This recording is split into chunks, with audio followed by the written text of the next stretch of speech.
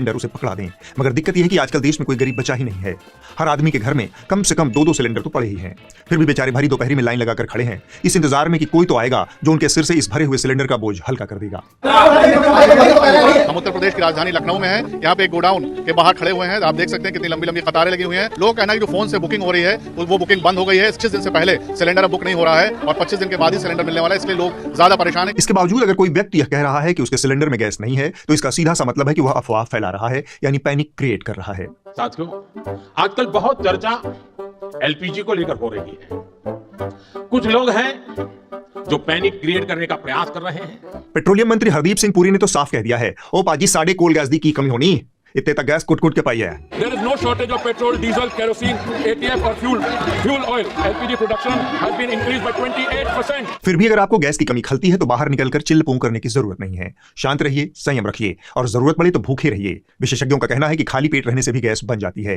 यानी कुल मिलाकर देश में गैस की कोई कमी नहीं है, बस सही जगह से निकालने की कला आनी चाहिए। इतने तेजस्वी लोग हैं हमारे पास, कितने शानदार विचार रखते हैं जी। हम बिल्कुल भी सरकास्टिक नहीं हो रहे, हम तो बस उस फैंटास्टिक तस्वीर का वर्णन कर रहे हैं जिसे सरकार पूरे मनोयोग से हमें दिखाने की कोशिश कर रही है।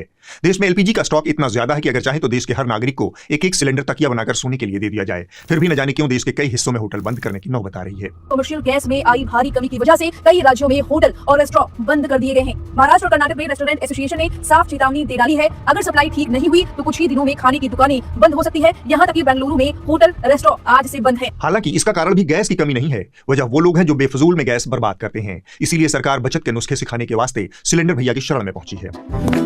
सीखो सिलेंडर भैया के नुस्खे, बचाओ एलपीजी, बनो स्मार्ट। धीमी आंच पर पकाओ खाना, लंबा चलेगा गैस का खजाना।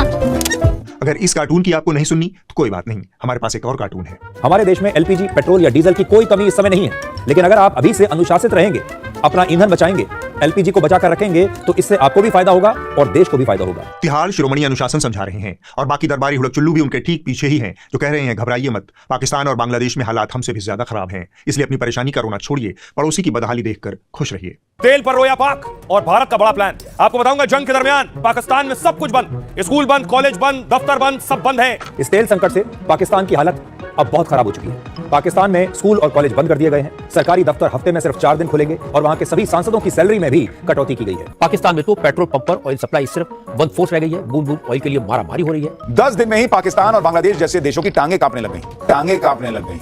पाकिस्तान की टांगे कांप रही होंगी, हमारी टांगे तो लाइन में लग लग कर पहले से ही काफी मजबूत हो चुकी हैं।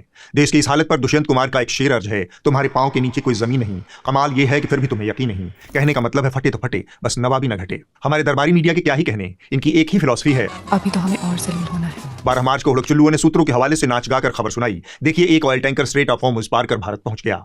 इसके बाद मोदी जी की कूटनीति की ऐसी ऐसी तारीफें होने लगी कि लगा जहाज नहीं पहुंचा, बल्कि मोदी जी ने समुद्र मंथन करके अमृत निकाल लिया हो।